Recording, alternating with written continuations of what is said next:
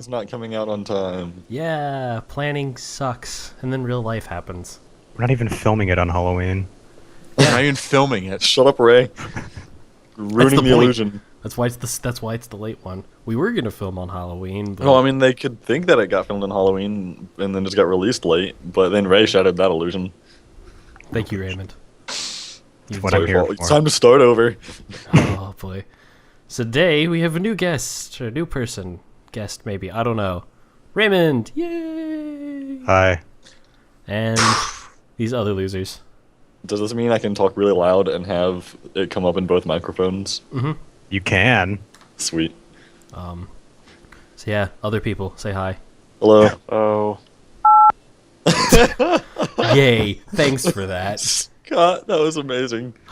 That's gonna be fun. I Oh hate god, you. I'm dying. Okay, so yeah, so this episode's gonna be a little bit different since I don't think we really have a whole lot of news for this one, other than those few things. The I Evolve can Alpha think came out, and it's really buggy. of. That's I good. played like one match. Did we talk about Borderlands last time? I feel like we did. Maybe we didn't. Did it come out? You definitely did. Okay. Well. You didn't stop talking about it. Okay. Well. So, I guess we'll start with what's everyone been playing? Anything spooky, scary? Not spooky scary, just Borderlands the pre-sequel. Yeah, I am currently playing Luigi's Mansion. because Raymond's Spooky cool. and scary. It's the spookiest and scariest of all video games. I've been playing more of Shadow of Mordor. I've managed to take control of pretty much all the orc captains in one particular section of Mordor. Except one who I have left uncontrolled as a joke. You just keep dying to him, don't you? Just like to let him Pretty know. much. I'm trying to make him a war chief, but for some reason he just won't take the position. He's just Wait. not cut out for leadership. So how does this work? I know like the enemy AI are relatively dynamic and like change based on what you do to them. Mhm. So are you just like trying to promote one of the orcs? Yeah, if you die to them enough times, I think you get like they get promoted. Why do you want to And- promote and this if- one? Huh? Well, it's because later on in the game you get the ability to mind control orcs, and they basically work for you.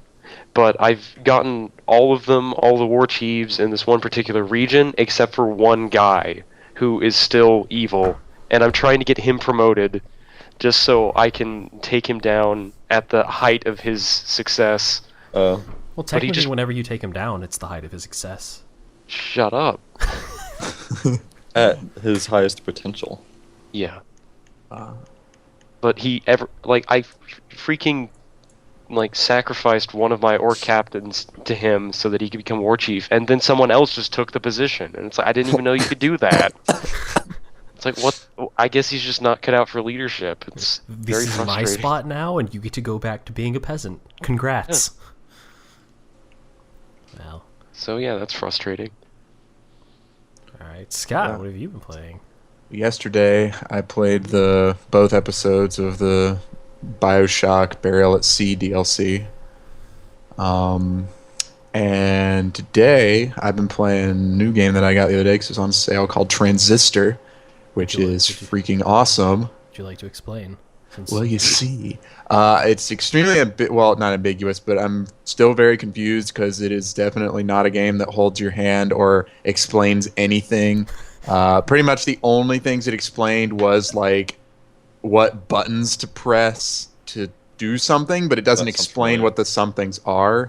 So it would just be like press A to use break, and I'm like, what's break? And, What genre of game is it? I really don't know what to call it. Like, explain the gameplay some. so basically, well, it's I think the phrase is isometric, where it's Yes. like not exactly top down, but it's sort of top down. Like 2.5 dimensional type of thing? Yeah, and Extended Basic- third person.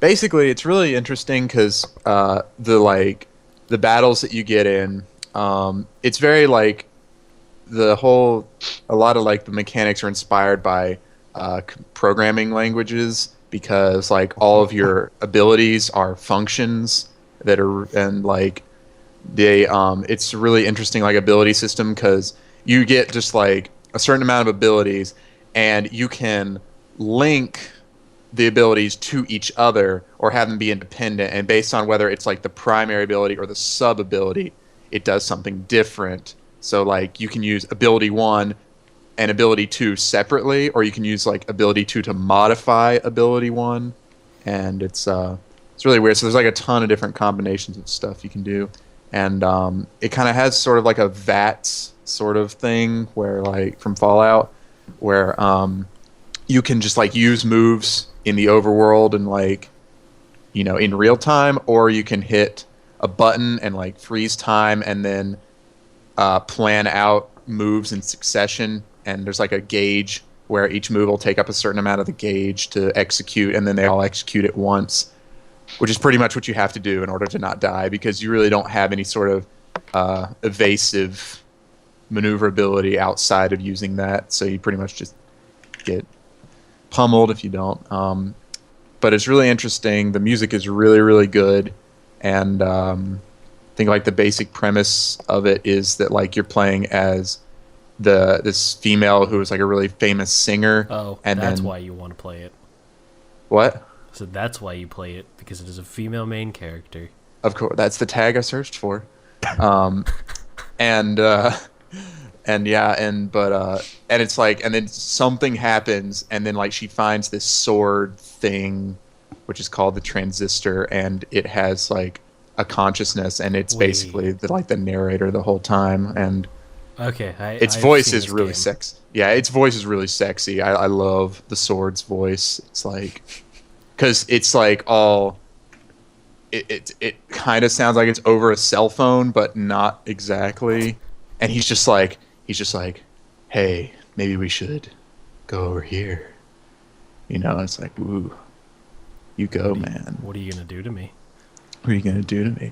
It's also just like, I don't know. It's so weird because it's like, it's starting in like the middle of some giant thing that happened, and it's not really explaining what's going on, but it's I'm starting to like figure out tidbits of it, because you go around like checking computer terminals and looking at like news articles and stuff. So it's one of those games where you start out not knowing what's going on, and then slowly the story begins to happen. Yeah, and I think there was one point where there's a flashback that at least explained how like the main character gets to where she was, sort of. But yeah, she also had her voice taken from her. That's like one of the main things. Is like she lost her voice, and so she's trying to get it back, I guess. And everybody knows that your voice is your identity. Indeed. I mean, I would assume that's her motivation for doing whatever she's doing, but the Otherwise art's known really as the Little Mermaid claws. the art's really nice. The music is amazing, and one like little detail I liked. I don't know.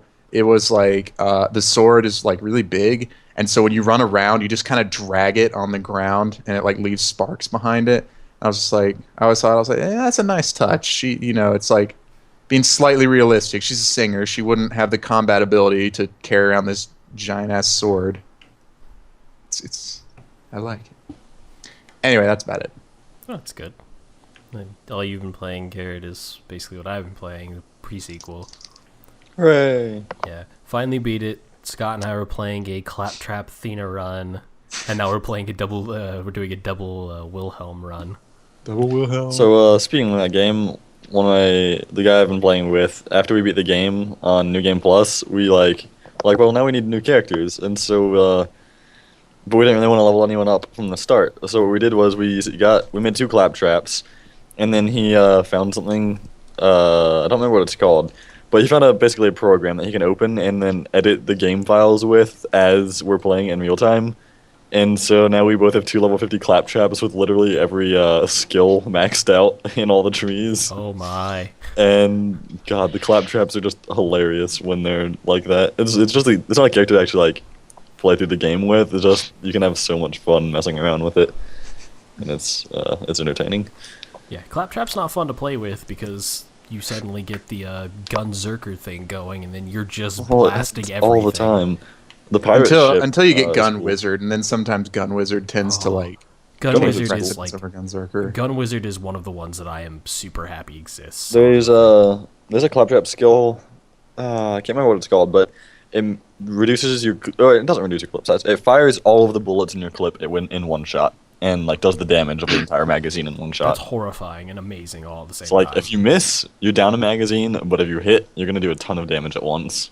Well, I mean, that's only fair. Isn't Claptrap balanced out by the fact that he can't go upstairs?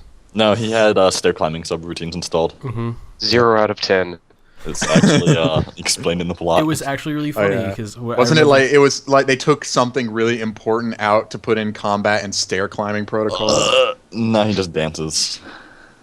I remember that Scott, when we were first starting to play the game, he's like, "Wait, how does Claptrap get upstairs?" And then there was one point where we were just playing it, like killing a bunch of enemies. He goes, "That's okay. I had my stair climbing routine. It's stair climbing subroutine installed." I was like, "Oh, there you go, Scott. There's your answer." It made me very happy that they actually went and, like, as stupid as it is, created like a canon explanation for that.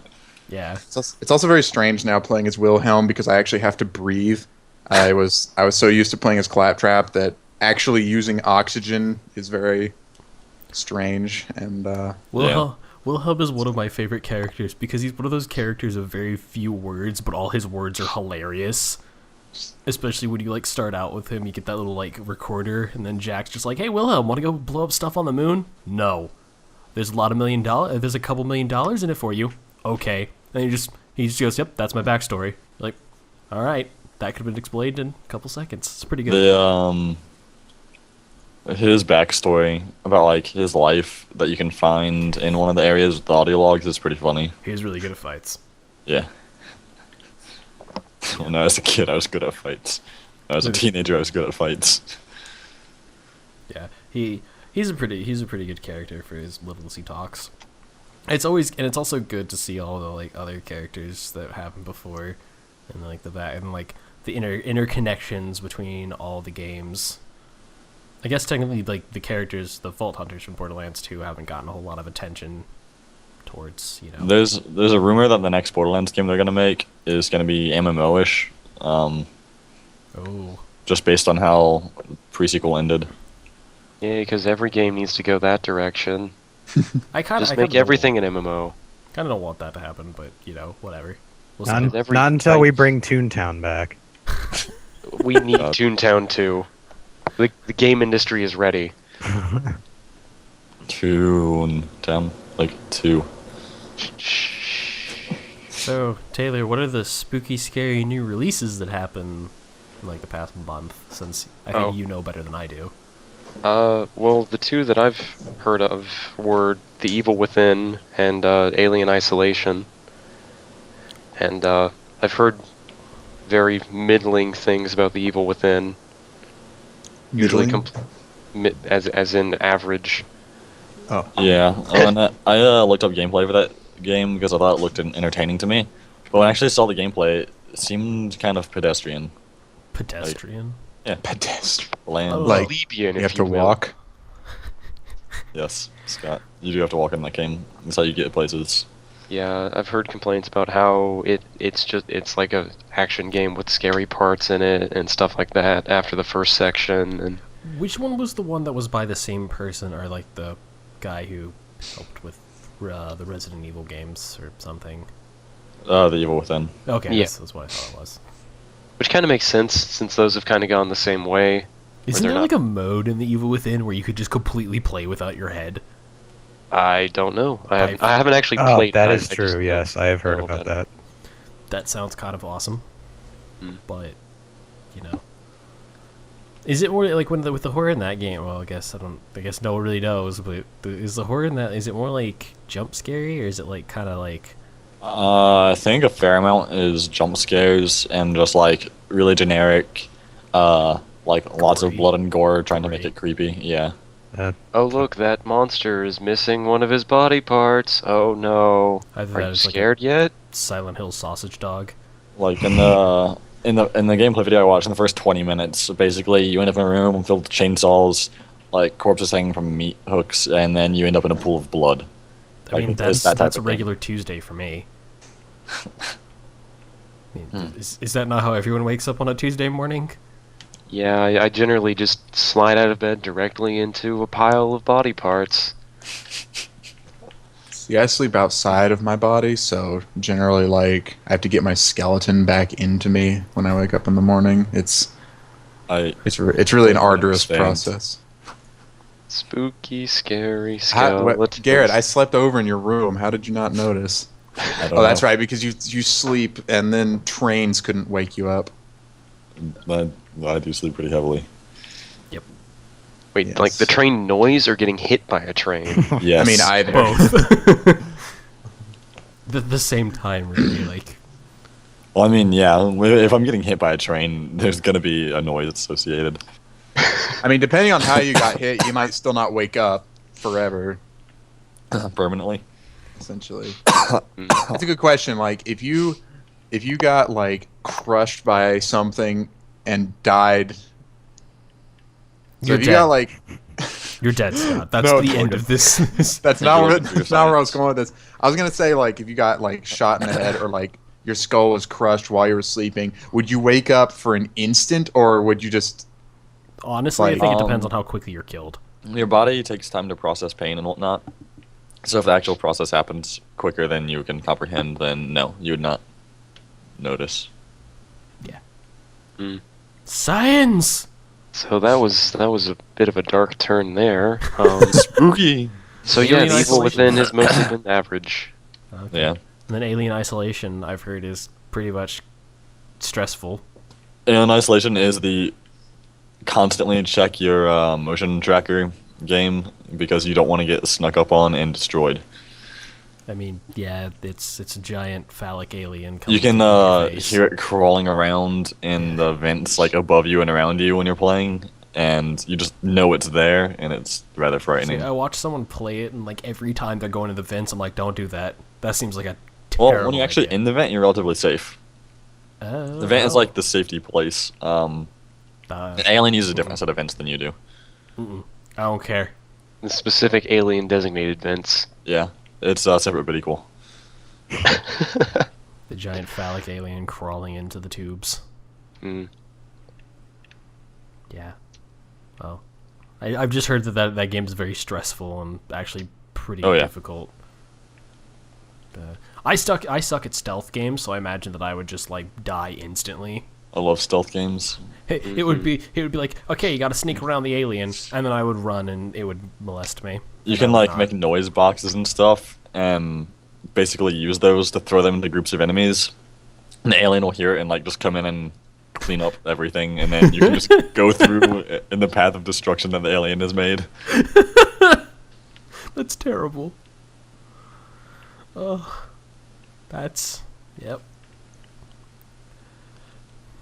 Well, in less tragic news, YouTube has finally added a feature where there's 60 frames per second.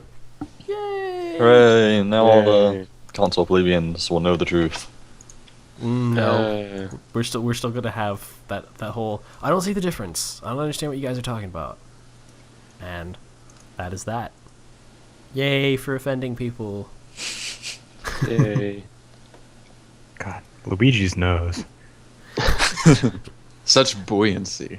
Yes, this is why Ray has not been speaking much. He is currently preoccupied admiring Luigi's We had a magnificent Mario and nose. Luigi wandering around campus for Halloween. We had like 50 of those. I saw It's no like- one. Well, I guess it's like, freezing right now, and we have snow in November. But whatever. Snowvember, Logan. Snowvember. Snowvember. Don't you know anything about the names of months? Oh, we can hear Garrett through Raymond now. Yep. Garrett's in the midst of dying. Yeah. Please hold. Uh. Insert hold music here. Anyway, so yeah, that 60 frames per second thing. It makes The- me happy. Like, The argument that keeps happening that no one ever seems to win, and everyone's just upset. Granted, it really is kind of opinion, like about whether or not you care about it enough, or if it makes that much of a difference for you. Yeah, it's not really a like I can't see it so much as a I see it but I don't really care kind of Yeah. thing. Like I like 60 frames more. I mean, of course, that is my opinion versus like the thing. It's just I like the way it looks better.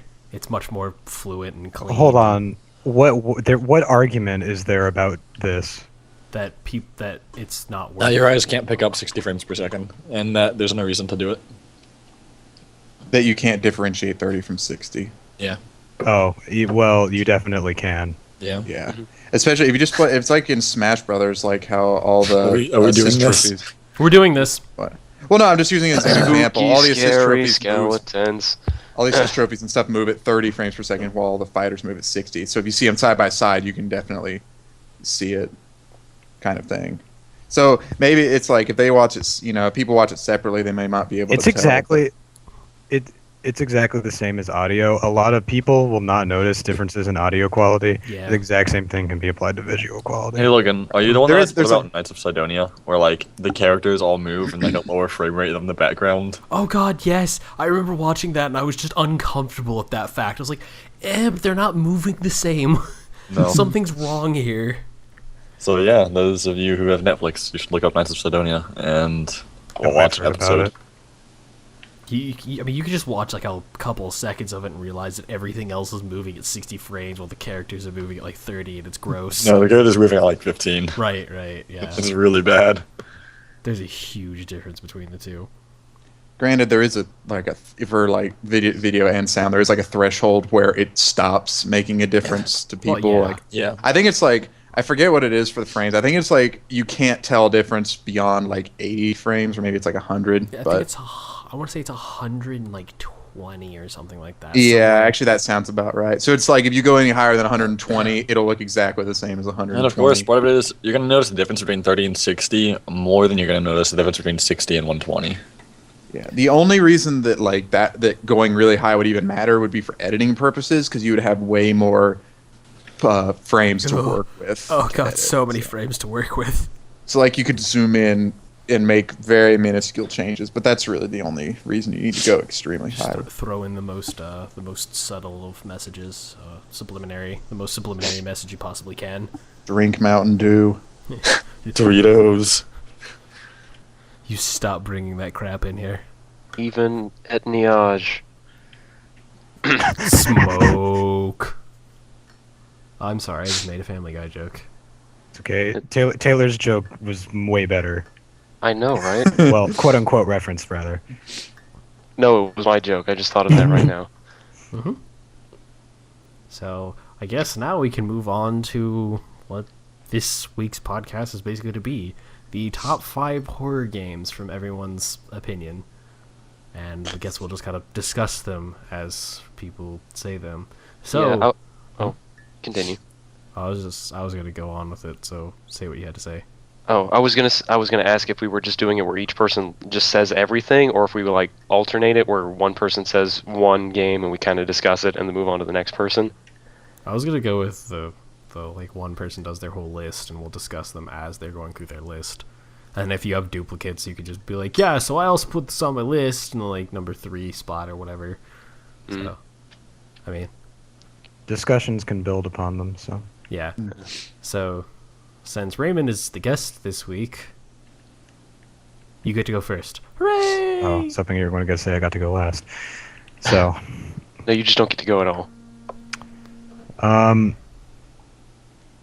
God damn it. so top 5 horror games of all time. Now, mind you, the definition of a horror game can be fudged a little. Which is why no. I just imagine you have just something like really cutesy and adorable on there. Well, no, because it. So Gran Turismo 4. number 5 is Doom 2, and you can easily be like, oh, that's not scary. Look at the graphics. It's like, okay, that's not the issue. It's basically hell opened up in the Yeah. world. No, it is a That's horror game in of itself, and Doom is revolutionary. I don't have to go into that. No, Doom, Raymond, you do. You have to every detail and the history of it. Doom 2 expanded on Doom 1. We're not going to talk about Doom 3, but Doom 2, it's some of the best mindless fun I have. I sometimes boot it up if I'm just feeling pissed off for some reason. And it is genuinely scary, and the graphics, how they're designed really add to that, in my opinion. I picked it up recently, actually, because I love most of the Doom series and that thing. I actually think you're probably think you were the reason why I played it a while ago. So, Highly possible. but I just remember that, and yeah, that discomfort of, like, I guess it's the imps. When you hear an imp behind you, it's unsettling. Yeah, they put a lot of good they put a lot of effort into the sound design of the game, which is another thing I appreciated about it. Yeah, but that's that. Number 4 is Amnesia: The Dark Descent. If you know about horror games, you probably know about Amnesia If you know about indie games, you probably know about Amnesia as well. as well. Yes. It's yeah, it's terrifying. It's incredibly atmospherical. It doesn't really rely on jump scares too often. I don't really remember if there are many. I don't think there. I think of one instance where you're like in a closet and one Right. of the vagina monsters is like bland. Yeah. But you know, the atmosphere is really good. It's since you don't have a weapon and you can't fight back, that makes how you progress through the game very interesting. Especially since there's a quote unquote final battle. And the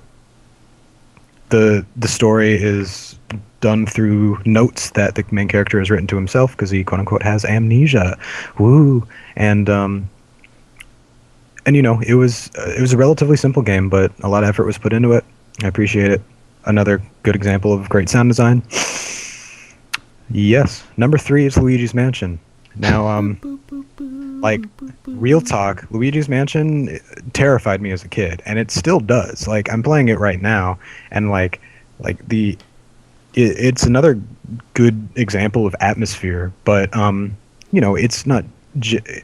It's obviously rated E for everyone, so a kid can play it and be just fine. But there are lots of things that are kids' things that are terrifying, and Oh, you know, baby dolls. yeah, Mostly baby dolls. and it like there's a lot of fringe horror about Luigi's Mansion. If you just go back and start thinking about things, like, it starts to make you uncomfortable. Oh yeah, should we bring up would this be like the time and place to bring up that whole the whole like King Boo Bowser theory? Go ahead. Oh. Go ahead. Well, I'm assuming everyone's played Luigi's Mansion, or at least doesn't care about spoilers or something. It's also a really old game, so the whole spoiler thing doesn't necessarily apply. It's reached that point. Like, Well, it was just like, I always found it interesting that like because like, you know, the final boss is like King Boo inside Bowser's body or something. Bowser's suit or something like that. It's not like exactly explained what's going on in the game, but there are a big like prevailing theory like behind the Luigi's Mansion lore is that like the King Boo in the game is Bowser's ghost, presumably after like Mario like killed him or defeated him or did whatever you do in the Mario universe that causes you to lose your life. The reason is, for one, King Boo looks completely different in the Luigi's Mansion games versus any other game that he's in. I think like the very first game he was ever in was Mario 64. Isn't that right?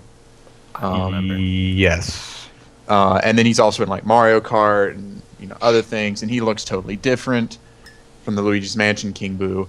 Luigi's Mansion King Boo also mentioned like there's a lot of things that he said in his dialogue that suggest that he's Bowser instead of King Boo, because he talks about like Mario causing him all kinds of trouble in the past. This, you know, certain like things he hints at are things that like didn't have anything to like, because really the only time Mario interacted with him was in Mario 64, and I don't even think he really did anything other than like fight him once. And No. and yeah, and King Boo's like talking about how Mario was like so much trouble to him in the past, and it's like, oh. The other really big thing was the fortune teller ghost, where when you give, I think it's the last piece of Mario's clothing that you give her, she says like she sees the image of Bowser in her crystal ball, and she becomes all surprised, and she's like, Bowser, wait a minute, I thought Mario had soundly defeated Bowser. Why am I seeing him in my crystal ball? Is it possible that he's in this mansion? So it's kind of like cementing the whole Bowser has been defeated idea in, at least in like the Luigi's Mansion universe.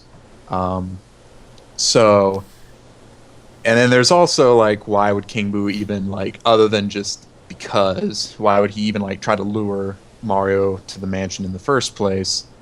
Kind of thing. More importantly, It's also in the final battles. Also, it's like, why was King Boo possessed? Was it a Bowser suit, or was that like Bowser's reanimated corpse? Oh, gross. That, Oh. So I don't know. It could just be like a bunch of theories and stuff, but it's one of like the more like grounded theories. So it's always fun to think not about. Also Reddit fan theories. But not to also forget the fact that there's also in the more recent Super Mario 3D World, I think, whatever one was for the 3DS, they actually did something kind of weird like that with Bowser. Is once you defeat Bowser for the first time in the game, he comes back as Dry Bowser. And that was just all sorts of horrifying for me. They did that in that's been a thing since New Super Mario Brothers for the DS. That's uncomfortable to me, but it's just It was like you defeat him and then he comes back as Dry Bowser, and then like in the last stage, Bowser Jr. throws his bones into a cauldron and he gets reanimated as a bigger Bowser, and so it's like nothing of that is okay. Yeah. So how exactly are ghosts formed in the Mario universe? Because I know there's like boos, and then there are actual ghosts. Yeah, that's what I was about to just talk about. Okay. Yeah. And it's like, why would Bowser come back as a boo and not as a Bowser ghost or whatever? Because I believe there's a really there's like, based on how the main boss ghosts in Luigi's Mansion are presented as like actual humans, it's suspected that boos are the corpses of like any creature that's not a human in the Mario universe, which kind of like it parallels how like like certain like Christian beliefs will say that like humans have souls but animals do not. So in this universe, anything that's not a human is reborn as a terrifying creature that has like no a Koopa different or a Goomba or something. Yeah, has no differentiation, but the humans come back as defined ghosts. Couldn't that also go along with the whole thing of like I know most of the things from the Mushroom Kingdom were like randomly enchanted.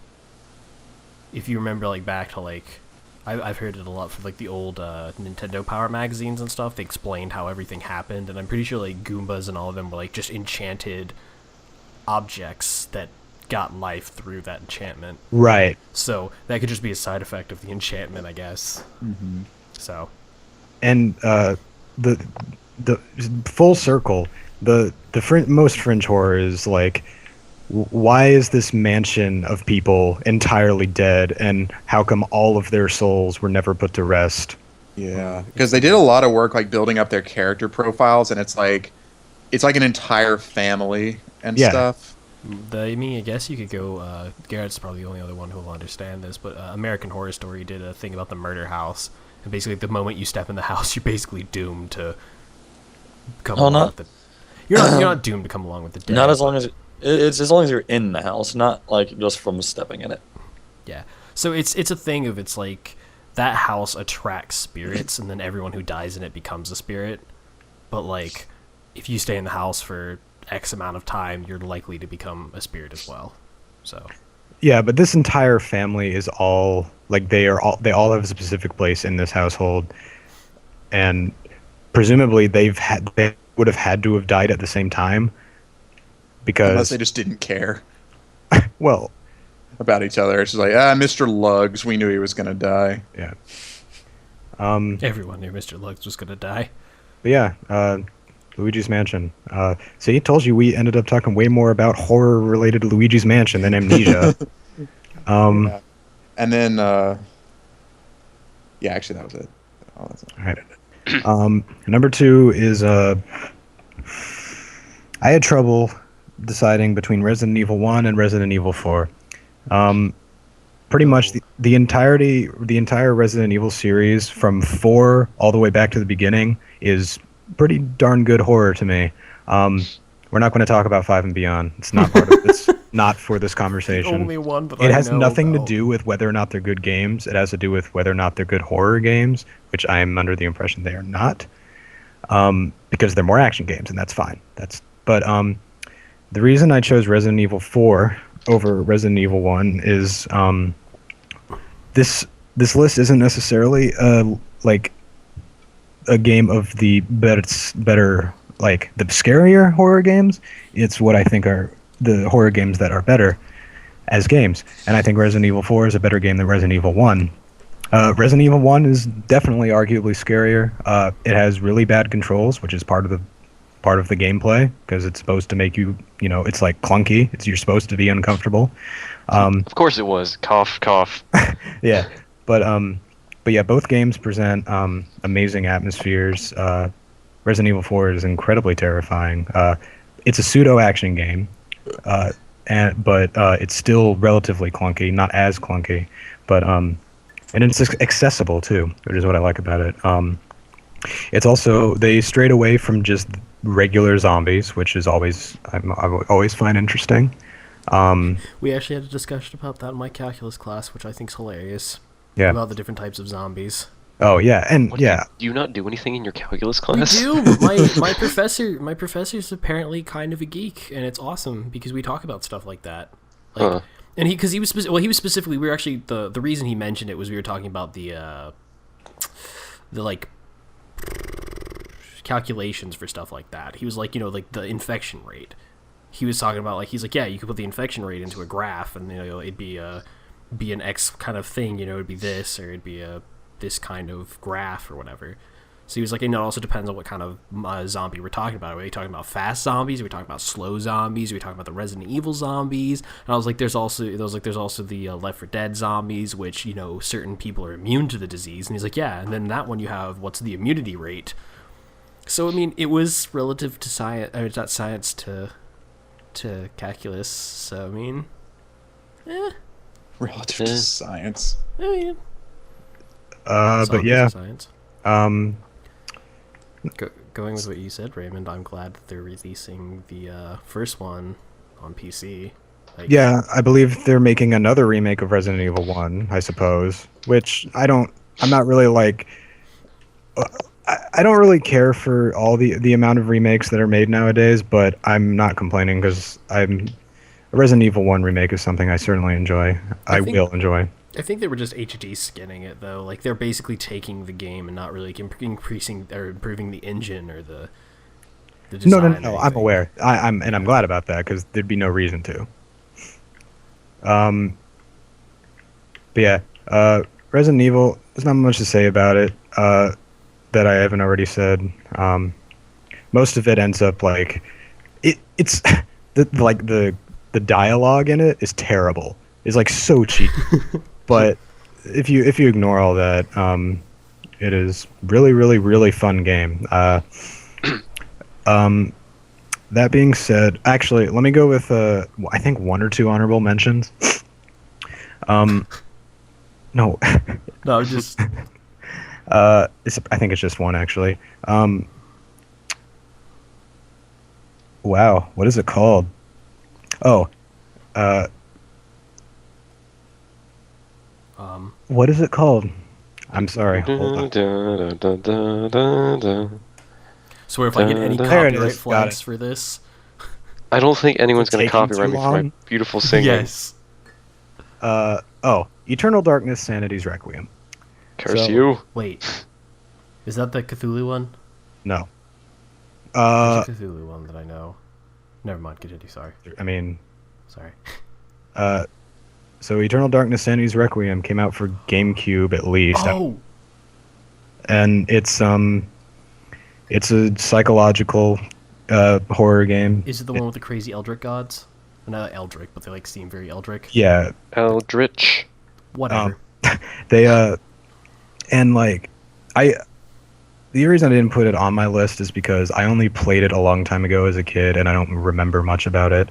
But I do remember that it had really neat effects because you lost sanity, and it had really neat effects like, faking your game turning off, switching controller ports, and other psychological things. And it was just really neat psychological horror. But from what I can tell, I think it's kind of dated at this point. So to throw more or less, I guess it's not really a shameless plug. One of the Let's Players I really liked actually did a playthrough of that, and it was really good. So, The playthrough or the game? He did play through the game. Or like, well, I guess the Let's What Play. was good? I'm asking you. Oh, Okay. both. Okay.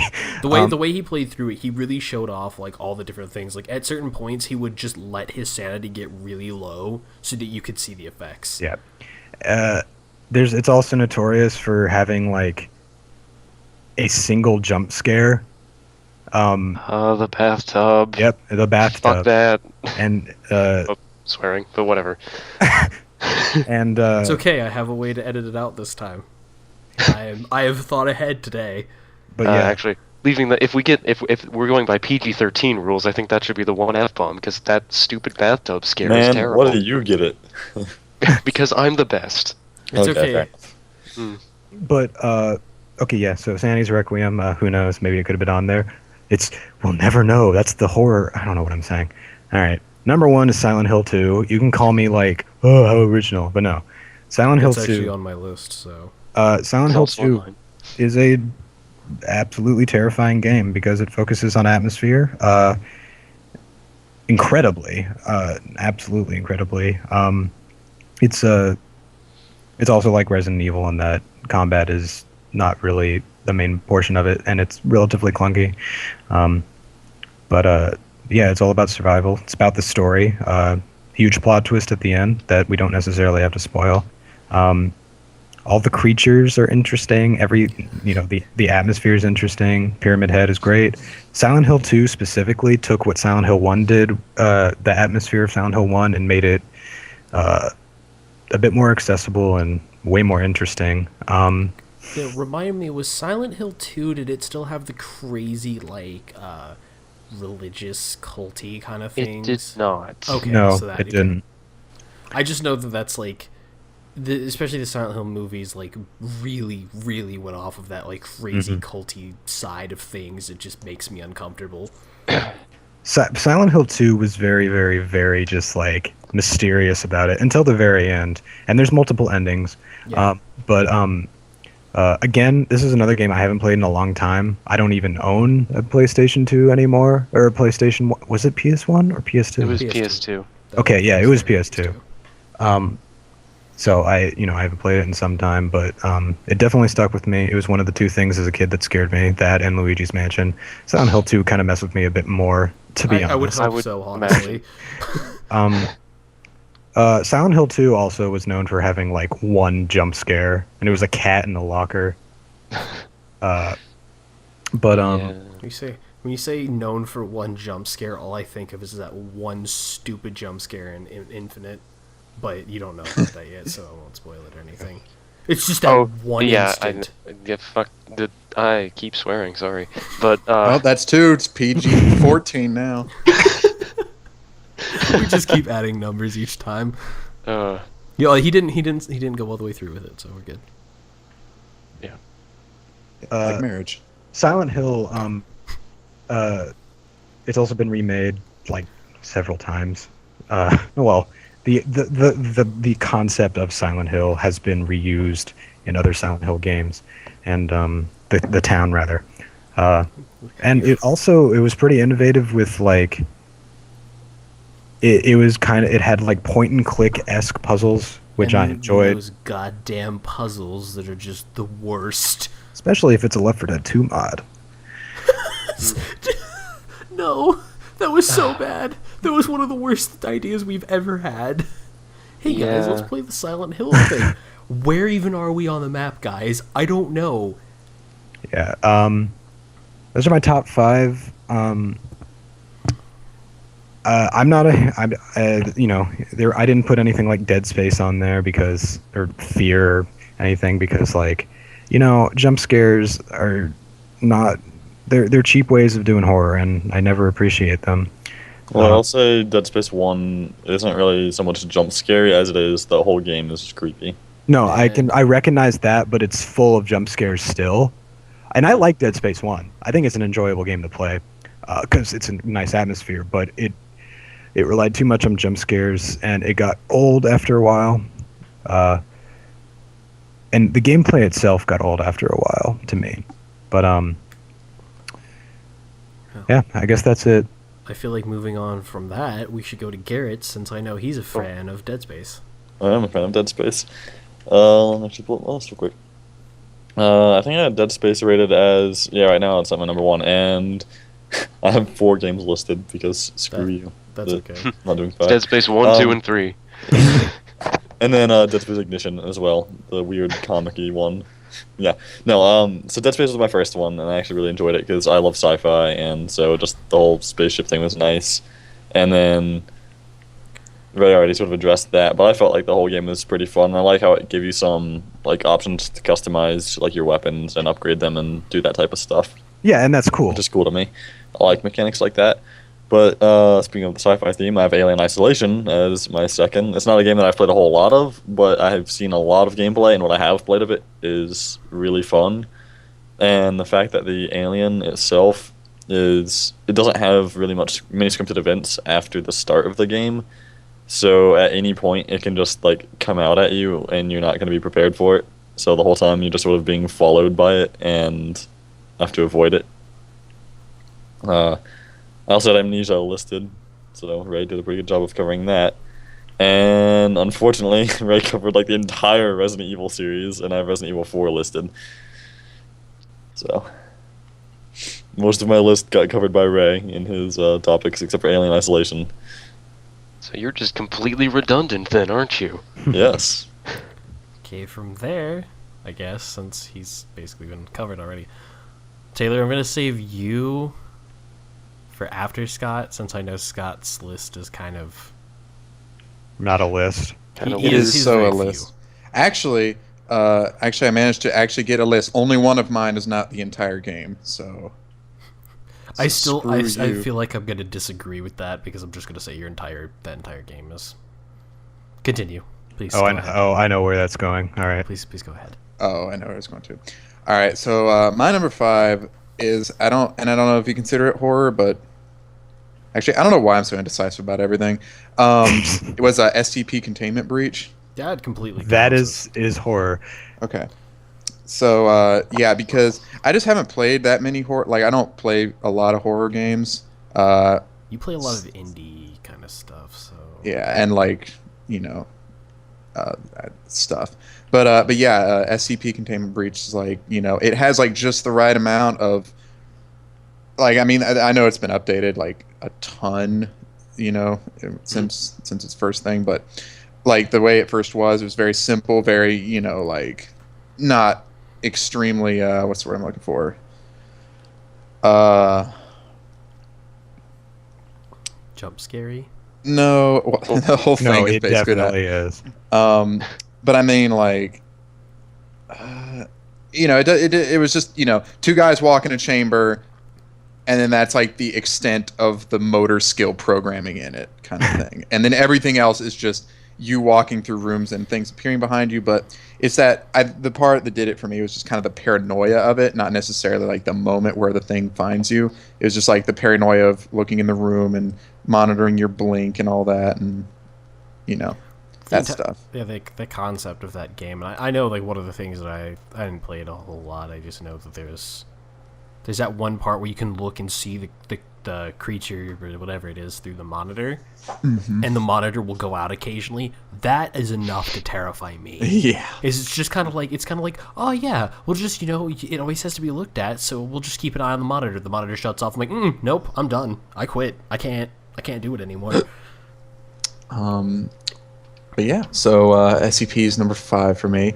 Number 4 is the one where like it wasn't the entire game, but now that I think about it, The entire game. like there were a lot of points in that game that were pretty scary. But the main specific thing I was gonna say is like the Ravenholm part of Half-Life 2. Yeah. Because actually that was the first. Basically, my grand adventure of getting exposed to video games that weren't Mario games was like way back when I used to hang out with Reese all the time. He showed me Portal and Half-Life 2, and he like started in Ravenholm. So that's a like great way to get someone to play the game. that's Hey. all I knew about Half-Life 2 for a long time was like this one part was Reese playing through this one part of Ravenholm. And so, I was really excited to see what the rest of the game was like, and that's how I got into other games. This was still back in the day when I couldn't do like well, this was also back in the day when, like I played on the orange box, so because I didn't have my own computer back then. And I couldn't do like dual stick anything. So like I remember because we played like the Call of Duty World at War, like the zombies thing. I just backed into a corner and sat down and then just shot straight ahead because I couldn't move and aim at the same time.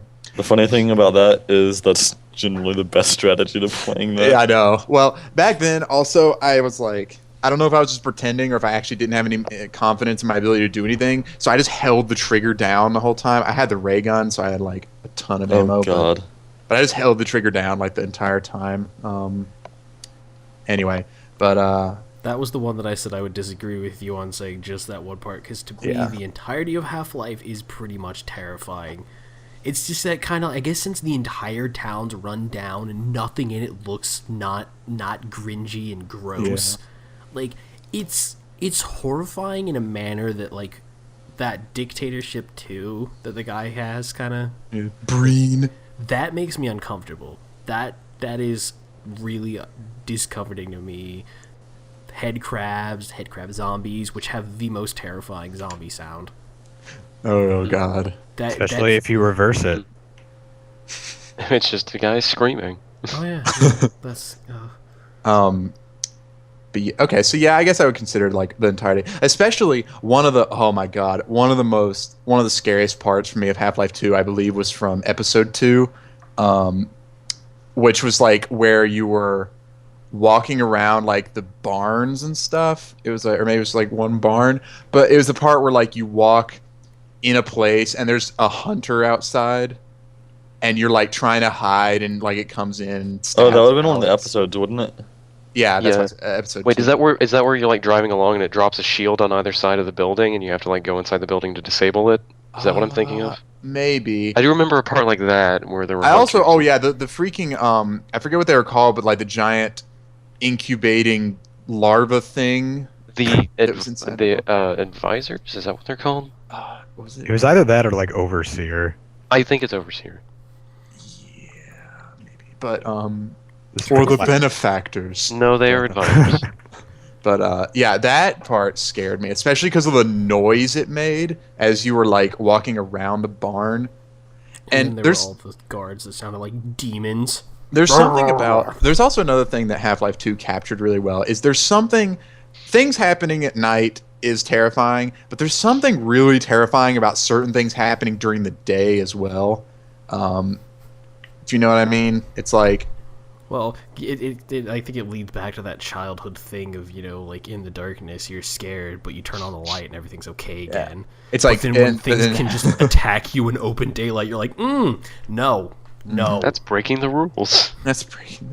But yeah. So Half-Life 2. Yeah, number I'll just say that Ravenholm was scary for me up until the point where I realized that throwing a saw blade at a zombie slices it cleanly in half, at which point it became awesome.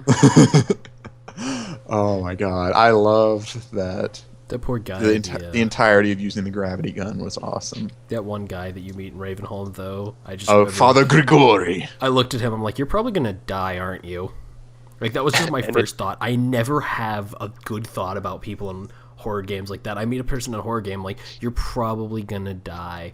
I mean, I'm it was gonna be kind sad. of ambiguous. It never showed him dying. Grigori lives on He's forever. gonna be the main villain of Half-Life 3. That's at least what my fanfic says. I want that the full fanfic delivered to me so that I can link it in the video. So yeah, number 3 is BioShock. The first one, because Infinite wasn't really as Other than that one jump scare. well. Yeah, that one jump scare. I mean, if I was gonna like compare which game I liked better, I would say Infinite. But if we're talking about like horror games, I think that BioShock 1 atmospherically was much more horror inducing, just because underwater city and like the freaky splicers and When I first played that crawling game, at the ceiling. I was young, and the splicers were the scariest thing to me. Especially since it's like, any sort of thing where you're like underwater or in space or in some like thing where In going space where no one can outside hear would you scream. or going outside would like kill you or be less than favorable in some way, then it always adds an air of tension. It's kind of it's like Fallout and stuff, where or at least they think that it's bad to go outside, but and it of course has tie-ins to The Abyss, which has tie-ins to The everything. Abyss is the best. The Abyss is the best. I've seen that movie. I know. Carrot. We've The had this Outback. discussion before. Yeah, we've already. I know. This. I just have to go out of my way to do that. Yeah. sometime. Honestly, Yeah, for go me, Bioshock. Bioshock was terrifying up until I got past the like the very first level, I guess, and then everything after that, it was just I enjoyed the atmosphere of it, but I wasn't really scared of it anymore. Well, yeah, eventually you just get so super powerful that it's like nothing is a threat anymore. Yeah. Like, Yeah. the ability to throw lightning bolts at the monsters kind of negates their threat. Yeah. A lot of the plasmids made me cringe though for like the hand Yeah, animations. that was... Especially the that- beehive one. Which Raymond could never handle because I love the bees. gross. The bees. Yeah, I was like, I know that the Big Daddies were also like a huge terrifying factor for me, like because it's just you gotta like walk by and there's a guy in like the old fashioned like submarine diving suits, and it's just like, oh, what's going on with those guys? the day that I learned that they don't attack you on sight was like a glorious day. Because I was spending so much time trying to not be seen by the Big Daddies, and then one time I wasn't paying attention. I turned around, he's like staring me in the face. I was like, and he just kept walking. I was like, oh. They're the most adorable things when Okay. they're not murdering you. Indeed. Number 2 was Luigi's Mansion, so I think we've grazed that already. We've talked too much about that. Talked a good bit about that one. And I'm sure everybody knows what my number 1 is. Is it... 999. It's Phoenix Wright, the Yes, horror the- edition. It's, Phoenix Wright, it's- the Horde. Oh, it's a specific part of Dual Destinies, actually. Oh, yeah. Yeah, no, that it's, one. it's League of Legends, clearly. The most horrifying of all games. It's clearly a vision into the human psyche that no man needs to see. Actually, that you probably could make that argument about that being a horror game, because it does show that humans are horrible, horrible people. But Yep. Yeah. Or summoners, at least. Let's just completely talk over Scott's number 1 here. Let's just keep this going for as long as possible. Delay the inevitable. But no, my number 1 is Corpse Party. And, which that- you were sorry. okay in saying that is a horror game. Indeed, that one I have absolutely no questions about it being a horror game because, yeah, I played both of them, and the third one is still not localized, and they've still said nothing about localizing it. So, sitting on the edge of my seat here, but yeah, I played both of those games in darkness. Like I never played those games with the lights on. You have to play it with headphones too. It tells Oh you. yeah, and headphones because it's got the like stereoscopic sound or whatever where it just rotates around your head and it's awesome. But yeah, there were just a lot of parts of that game where everything just like came together in such a way that just made it extremely uncomfortable. Whether it was like what was happening or the sounds. Like I could write a paper on the sound effects. Of the sounds. The squelchy sounds were gross. They described everything in like vivid detail, like and stuff. And then there are a lot of like very disturbing parts of it because a lot of the characters are not necessarily they're not able to stay sane throughout the entire game. So there's some pretty disturbing scenes. I feel like it definitely holds true to what I think more people would be like in a horror situation because like. Yeah, they don't gather up arms and then like instantly do things. Like I'm pretty sure like one of the first things that happens is somebody like sprains their ankle, and so you spend like the first half of the game trying to fix their ankle because and finding butt cream, but No, stupid butt cream part. that was the comic relief. It was the worst comic relief because it did not make me. And oh yeah, you should also mention that anytime you fail in that, which can be slightly more terrifying and also traumatizing if you're me. Yes, the like bad endings in it can be very terrifying, especially since there's one where, and you can't skip them. Like I mean, I guess we could just turn the game off and back on. But if I had to tell you how many times I had to listen to one of the characters get buried alive, it was. I mean, and it was just listening to it, which made it scarier somehow.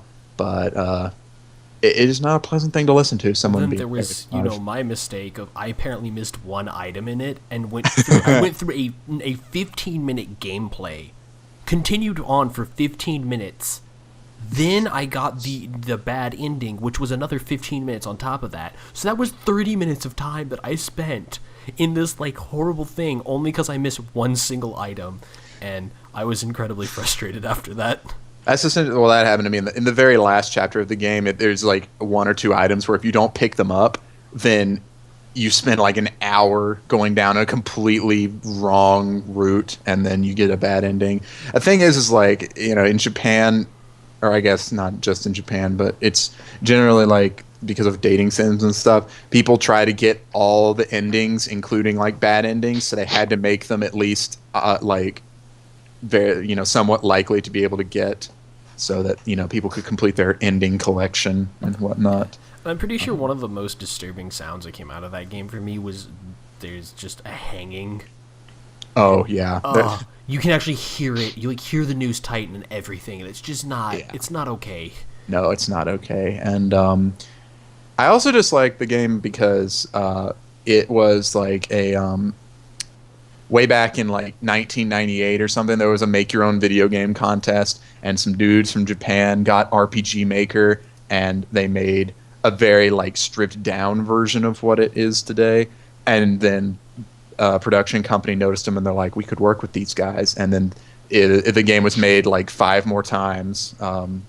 It was like once it was like a DOS command prompt game, and then it was a game for like in 2001, and then they made it for the PSP. So I always just like those like humble beginnings type games.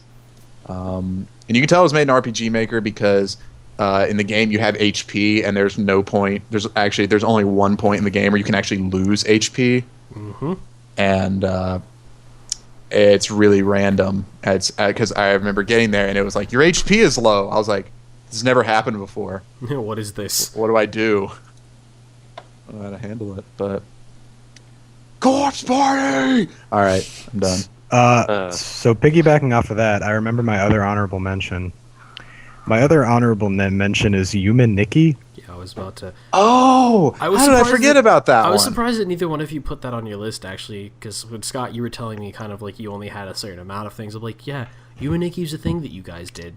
So the reason Yuma Nikki is not on my list is it's the well, first of all, I wouldn't have put SCP Containment Breach on my list because they're one of those like free games that are made in a free to use engine, and while it doesn't make them any less fun, it's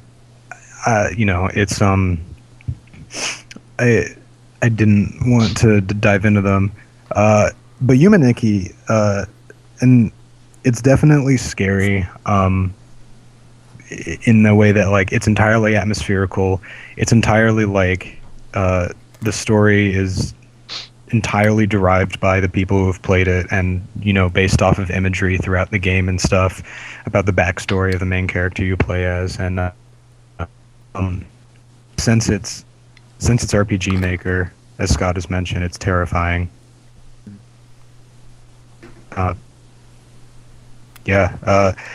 But yeah, I mostly didn't put it on because of the reason that it's not a quote-unquote official game. I feel like there's another reason. I don't know. Because technically, it's not really that great of a game. It's because there's not really much gameplay to it. It's like a random walk around and find things game. Well, that's my problem. That was kind of my problem with Corpse Party, more or less. Well, from my Corpse Party actually has like a progressive story. Yuma Nikki is entirely explorative, and Yuma Nikki is terrifying for the imagery and what the fans have derived from it. So that's why I didn't put it on a list of games. Oh, another honorable mention could be Deeb. Yes. Oh, that was the other one I was Sorry, thinking of. that was a bit too harsh of a yes.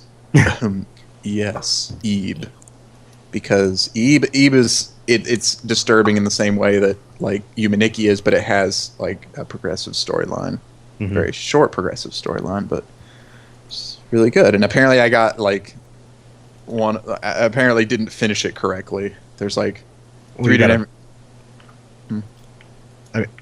Sorry, continue. I don't know if it was a bad ending, but it just wasn't the ending that you're supposed to get. So it was the neutral ending. I guess so, yeah, because I don't remember like anything happening after like the game, after like the main conflict of the game was resolved. I guess. Sorry, is it Silent Hill that has the UFO endings? Yes. Okay.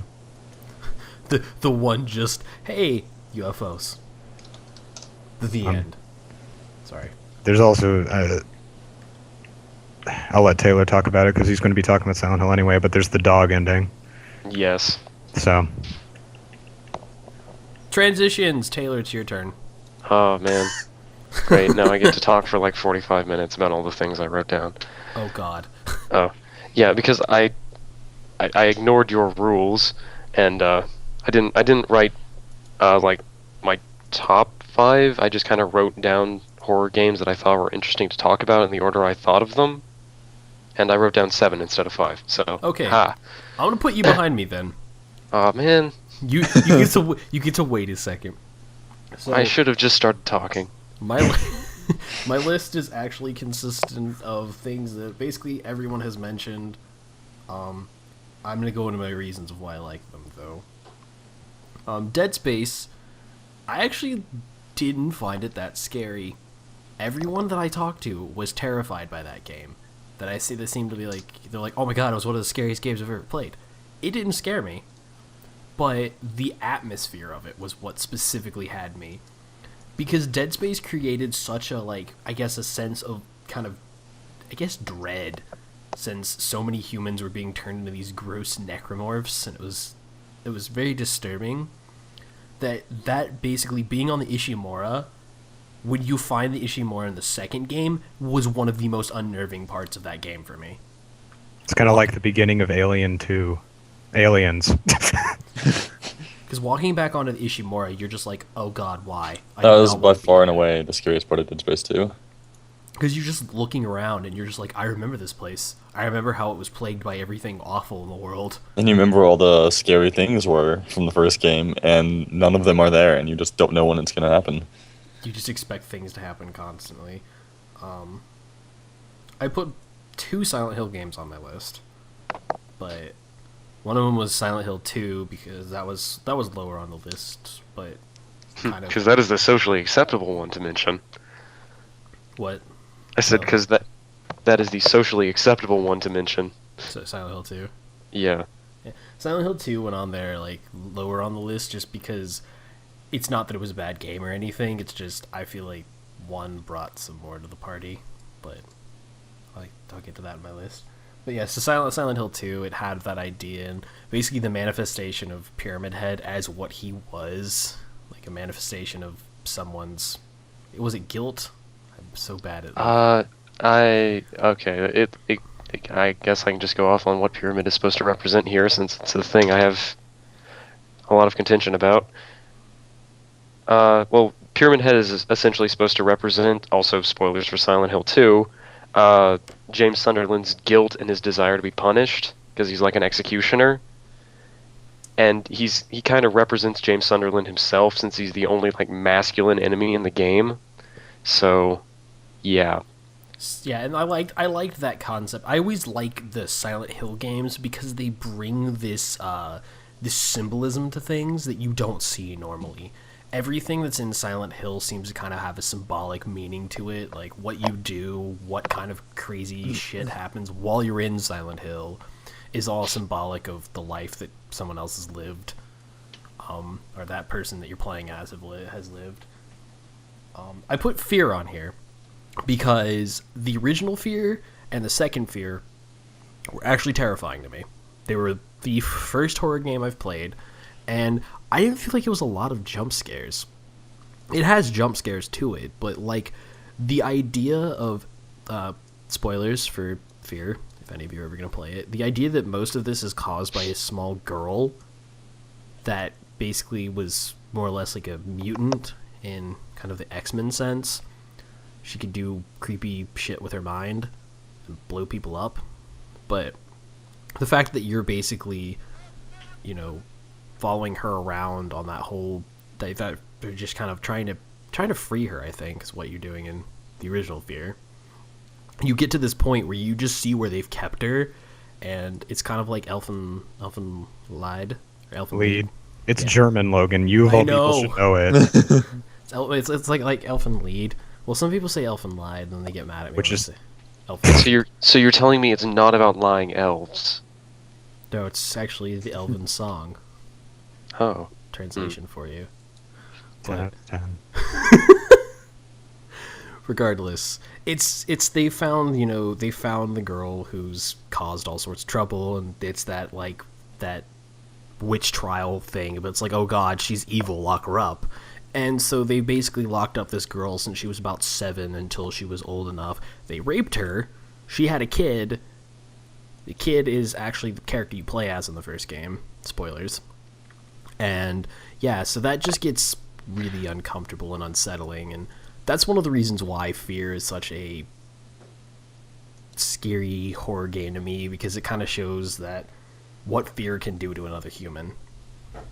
I will never put Fear 3 anywhere near this list because I hated it, but whatever.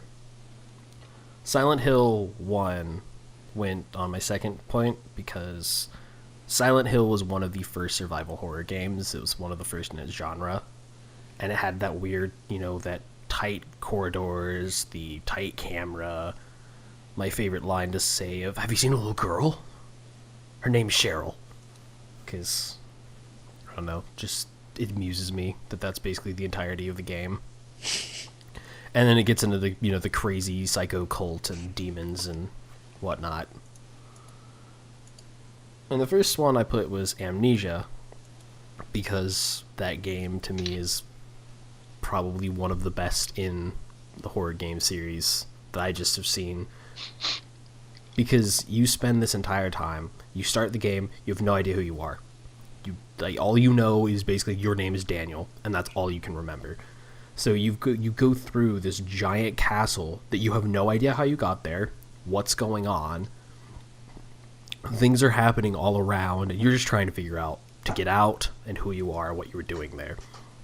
And as you go on, you slowly start to remember the things, and by the end of it, you find out you're basically a horrible human being and have done pretty bad things. So it was just that constant fear and scare that you just have no idea what's going on and are slowly realizing that you may have been this terrible human being this whole time. That concept was really, really cool and really well thought out. So yeah, that's my list.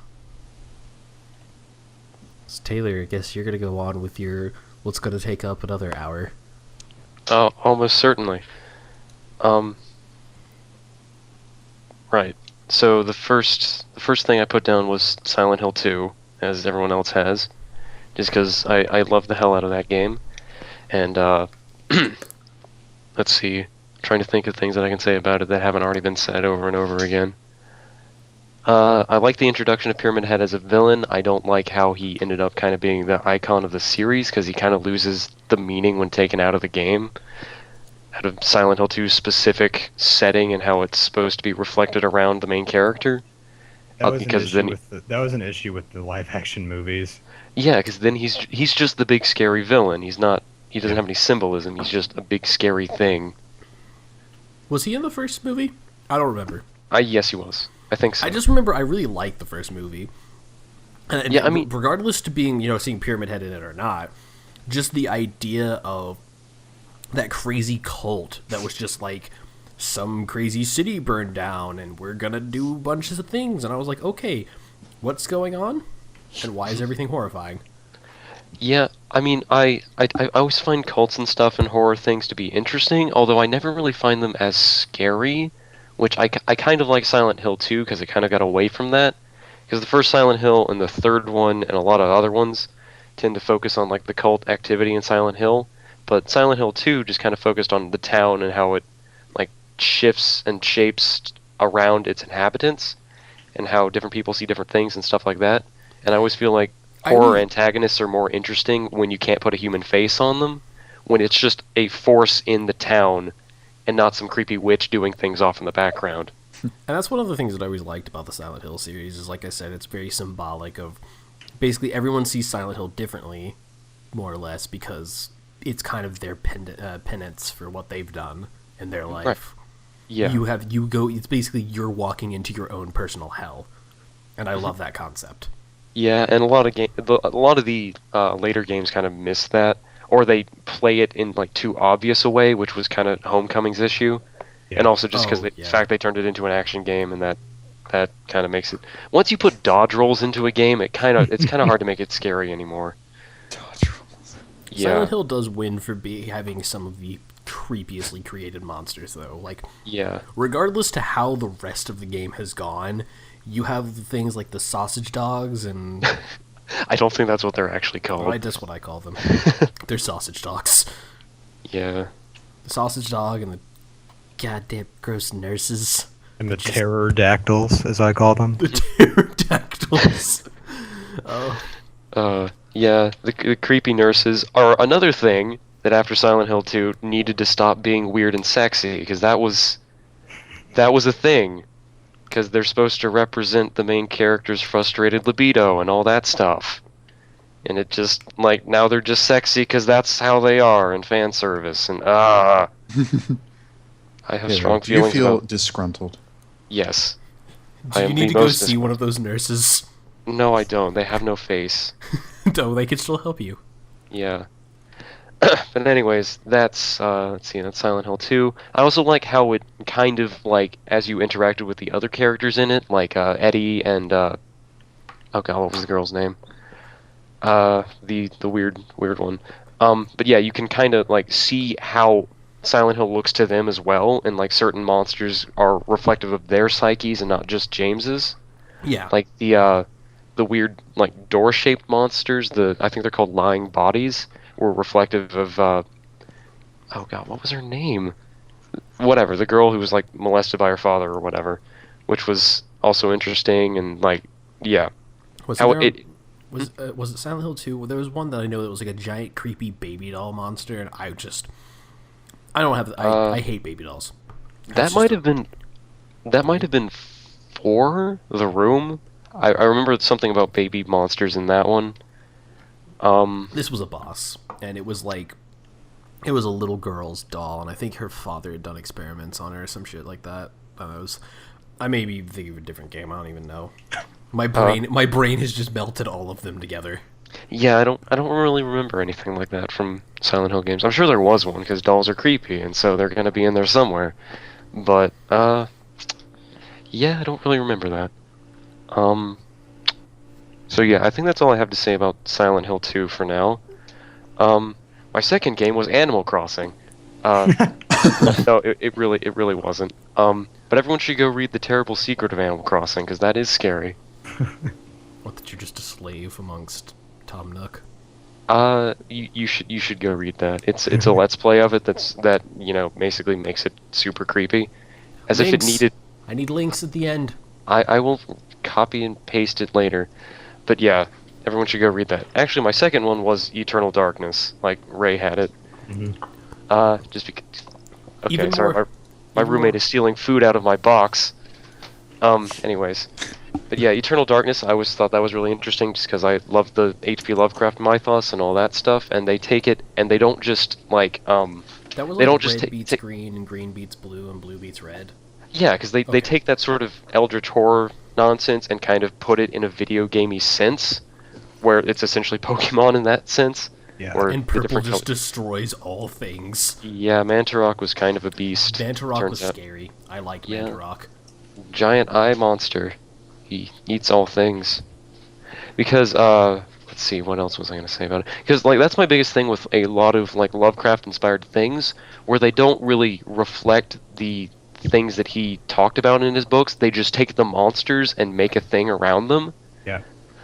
Like, Cthulhu himself isn't just scary, it's what he represents and how big and unimaginably powerful he is. Yeah. Madness. Well, Because, like, that's... Madness. What were you going to say, Ray? I was just gonna like adding on to what you're saying because Amnesia: The Dark Descent was inspired by one of Lovecraft's stories, I believe. Yeah. And just kind of to deviate from the Eternal Darkness discussion, that's kind of my biggest problem that I had with Call of Cthulhu: Dark Corners of the Earth, was it's a very good horror game and how it's designed. I mean, it's very glitchy and everything, and half-made, but other than that, it's very good, like reflecting it. But it just kind of pulls in all the Cthulhu monsters without really thinking about where they fit, because you get like the weird Innsmouth fish people, you got Dagon, you got Cthulhu, you got Shoggoths for some reason, you got flying polyps, Dagon! and they're just all kind of there, and they don't really like do much. But I like how Eternal Darkness makes its own sort of really powerful monsters in its own mythos, Where you can while select- reflecting H.P. Lovecraft's like themes. You can select the claw or the Metroid or that other thing. A weird angel thing. Yeah. Yeah. Always go for the Metroid, except for don't, because I don't remember what the Metroid was. The Metroid was the blue one. He represented magic and Don't grab the nonsense. blue one. Blue one's bad. You're bad. You get the red one, so you power and crazy and evil and vengeful and whatnot. Well, technically, when you're picking it, you're picking the villain for the rest of the game. Oh, then Which pick I- that one because he's kind of shit. Pretty much. Yeah, which I also thought was interesting because, like, how the game plays out, you have to...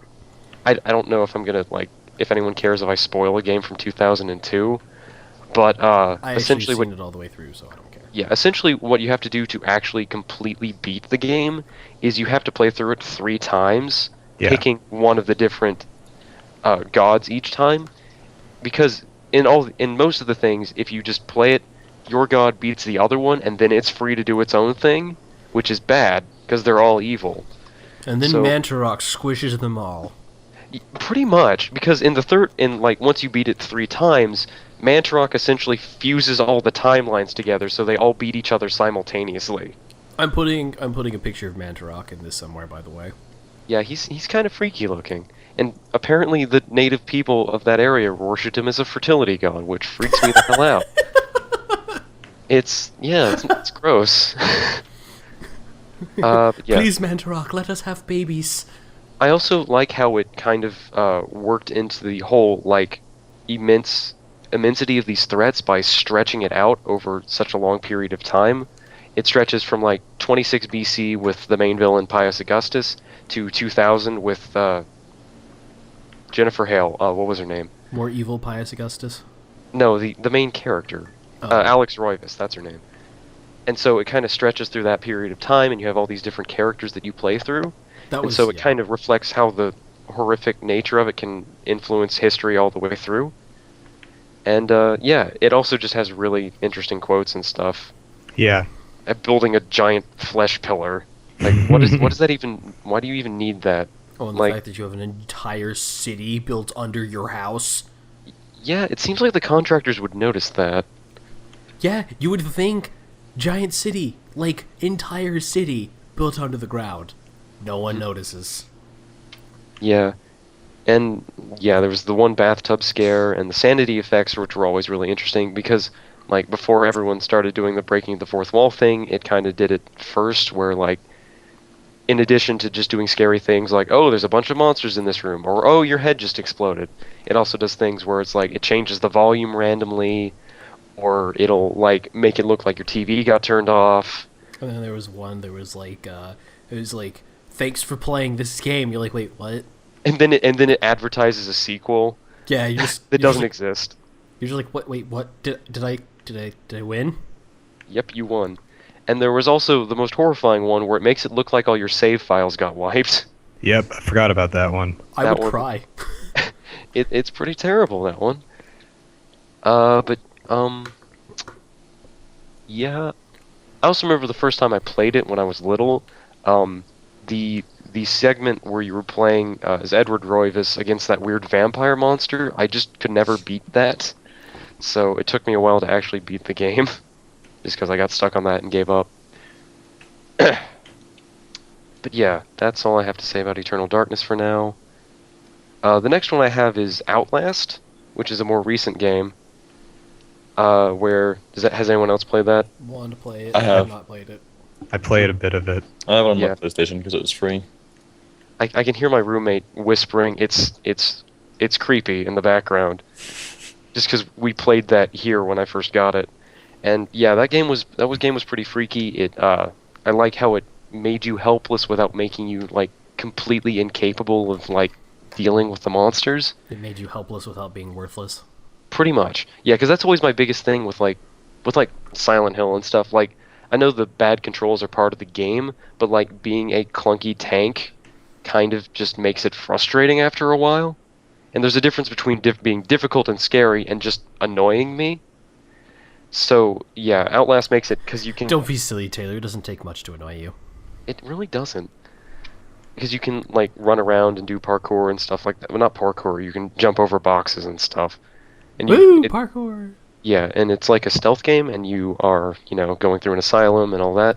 And I don't know, I just really enjoyed it, and it was a nice change of pace, I guess, just after all the like Resident Evil type games, which are action games with scary elements.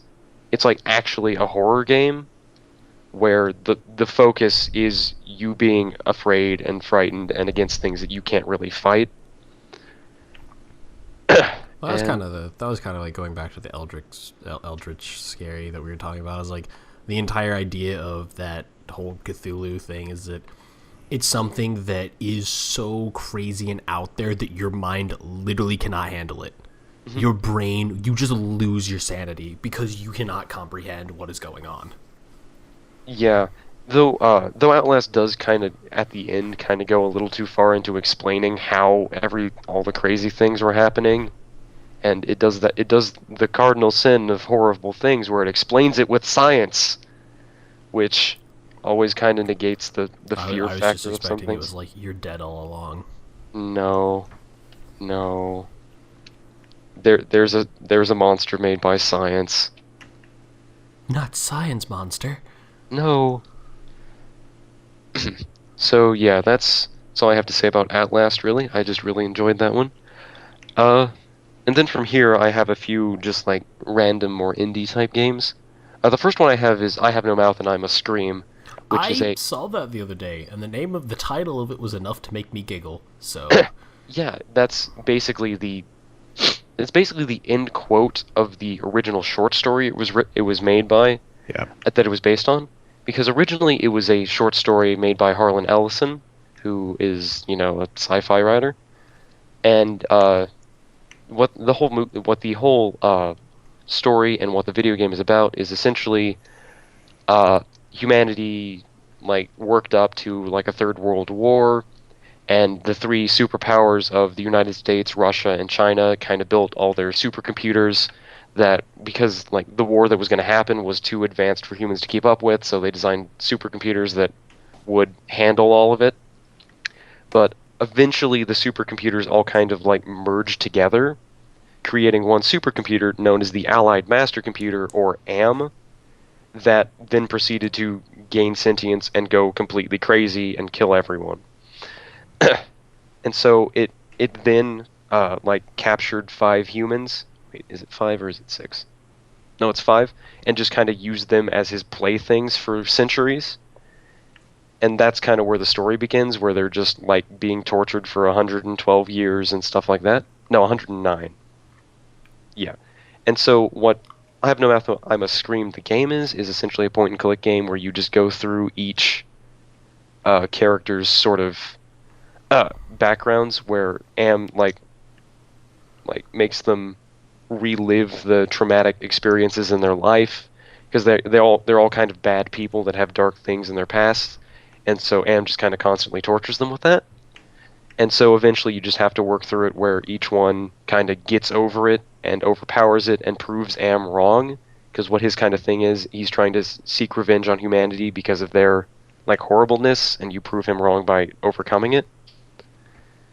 So yeah, that's always fun, and Am is always kind of an interesting character just because he God. also pretty much, though it's interesting because he's both super powerful and yet powerless because he's like a supercomputer that can rewrite reality in sort of his space, but he can't do anything on his own because he's a computer. He can't move.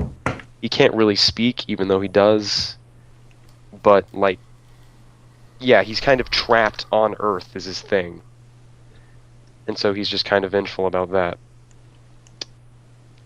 So, yeah, I'm the only one who's ever played that, I think. So, that's all I really have to say about that.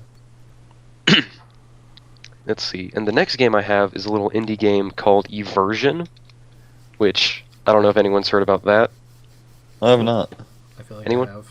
Okay, well, it's a little platformer game that I'm not going to talk too much about because it kind of ruins the whole experience if you explain what it's about. But essentially, it's this little cute platformer game where you play a little flower-like protagonist called ZT, and you just travel through the levels. They're all Super Mario-esque, where you just jump on the enemies' heads and collect gems as you go along. But though it has a mechanic called, eversion, where you hop between dimensions, kind of, Dark World style. Oh, that game. Oh, Yeah. I remember. Nope. Mm-mm. And- Yep. And it starts out cute, and it gets interesting later on. Gets horribly. Yeah. Yeah, So I- is it like a Madoka type thing? kind of.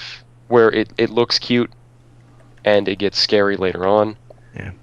But yeah, so I won't It's- say too much about that because like the whole scariness of it kind of comes from the not really expecting when things happen. So yeah, It's a game that you should play, I would say. it gets really dark, and the first version is free, but there's a high definition version that you can get on Steam for like What $5. did you say it's called? Eversion, Eversion. I'm looking it up now. And also, just for definition's sake, to evert something is to pull it inside out. So Oh god. yeah. So that's kind of dark. But yeah, that's that one. Let's see. Another one that I had is one that's kind of been more recently, kind of infamous. Is Five Nights at Freddy's. It's not really in my top horror games. It's just something that I thought would be interesting to talk about. Well, because it's lame. Yeah, it's lame because it was popular. That seems to be the big response, just because every YouTuber latched onto it all of a sudden. But yeah, I think it is really interesting because it's another one kind of like what I said about Eternal Darkness, where it takes the horror elements and makes a game out of them, where Yeah. it's not just a game that's telling a scary story.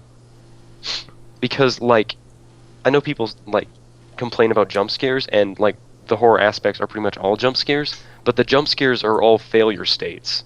Yeah. Where you can avoid them. Where if you play the game, I don't know, properly, if you get lucky, if you win, the jump scares don't happen. And so it's really all a build up to those that you can eventually evert. Or avert, not evert. Avert. That you can pull inside out. That you can stop. That's what I'm trying to say. And so yeah, it's just really, really good at building up atmosphere from what I've seen. And yeah, I'm kind of interested to see where they go with the sequel.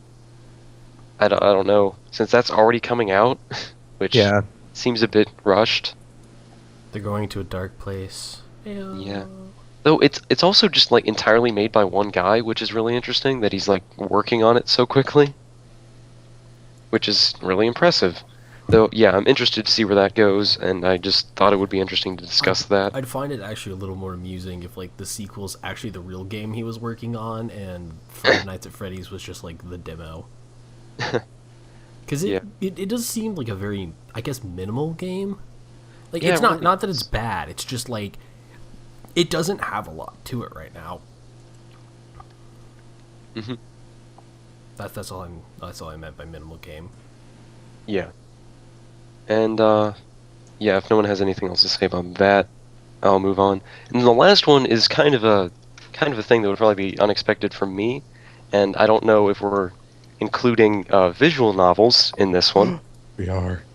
I'm surprised Scott didn't like put down 6 visual novels. Well, I didn't really play any horror visual novels. Which, Yeah. well, I mean, Corpse Party is a visual novel genre, so. But yeah, the one that I was thinking of was Saya no Uta, or Song of Saya, Ooh. which is an interesting one because has anyone else played it or heard of it? Scott, I don't know. Yeah, I played the first like 5 minutes of it, and I know what it's about. But yeah, essentially it's about a medical student who, gets in a car crash that kills his parents and leaves him like brain damaged, and he undergoes a brain surgery that saves his life, but it has the side effect of causing him to, like, his perception of the world to get warped into some sort of like hellish nightmare with like gross things hanging all over the place, and he can't talk to his friends because they're weird and gross looking. And then eventually he encounters this one person named Saya who looks normal to him, and the implications of that are bad, is because he sees everything backwards. And yeah, it goes to some really dark places with that, where he just goes increasingly crazy just because he can't like associate with the people around him. And yeah, you guys should play that or look it up. You can probably watching it on YouTube would probably get you the experience. And yeah, that's kind of my list. I was reminded of 2 more things. All right. One, the bad ending of Hanako's route. 2, That is the most horrifying thing. Let's not talk about it. the game Limbo. I completely forgot about. I wouldn't really consider that a horror game. No, it's incredibly terrifying if you like look back on it. There are And- dead people everywhere in Yeah. that game. Well, That's yeah, the it's- most unsettling thing about that No, game. it's very unsettling, and like considering you don't think it's going to be like a horror game really, but then like 10 minutes in, it's like, oh, that spider just ate that guy. Whatever. The spider ate the guy. Then they were like, you could just see the corpses of the other people that spider's eaten. I'm just like, okay. No. And then everyone was silent. Shout out to The Paris. All the pair. shout out to all the pairs. But no, seriously, shout out to Half-Life 1. Are we doing like honorable mentions now? I mean, No, there's most- shout outs. Half-Life Most- 1 just needs to be shouted out to. yeah. No, but yeah, shout out to G-Man, Oh, especially yeah. in Half-Life 1. Yeah, he's a creepy dude. Shout Shout out out Half-Life 1, in Freeman's mind, he just went through the Zen portal. Oh man. Oh yeah, that's still ongoing.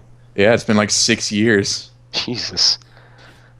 Another thing is in Super Mario Galaxy, that one galaxy that has the creepy figures in the background. Shout out to Bouldergeist. Shout out to that one And time I Bone- accidentally knocked a thing open on my desk and scared myself. Shout out to the Heartbeat of the World. Shout out to that one time I had to go through an alleyway at night. Shout out to anyone. Shout out to this Mario that somehow managed to cape the plasma whip. I love how like everyone else's background is just playing something right now. I think what we're trying to get at here is we're out of scary things to talk about. Yep. So on a non-scary note, things that are coming out in the future that anyone can think of in the moment. Shout out to Bloodborne again. Oh yeah, I actually watched a gameplay video of it the other day. That I think it was alpha footage, but it looked pretty fun. Well, I know that you've got Pokemon that's coming out. Hooray! And then Smash Brothers on the same day. Is there ever a state where a Pokemon game isn't coming out at some point? Like, Yeah, there was like a month this past year where it wasn't. my God, a whole month I know. without a new Pokemon game to look forward to. I can feel my roommate in the background again. I'm pretty sure I heard him in the background. Yeah, that was him. So, anyways, I think we're beating a dead glove at this point. I agree. beating a dead glove. Oh, Garrett doesn't know the ref. Oh, No. that felt good. He doesn't know the referee. Yep. He's silently judging us. Okay, we got. Scott, are you doing? Oh wait, are we? We're Wait. still recording. I haven't Oh. stopped yet. All right. Oh. Goodbye. This is what happens when we invite Ray. We devolve into nonsense too quickly. Yeah, Oh, this is my fault. Yeah, this is his fault, considering what happened last episode, where I'm pretty sure the beginning was just a giant train wreck. Shh. Wait, you mean last time you all died in a train wreck and we're all ghosts? Shit. No, we're actually spooky, scary skeletons, and that makes your 3 for the Scary contracts. Skeletons. That's That 3 was for my your first contract. one. Send shivers down your spine. And Are we Logan, not- are we you not singing it? swore more than Taylor and I combined. Oh, it's not swearing. We just try not to f bomb. Yeah, Anyways, goodbye.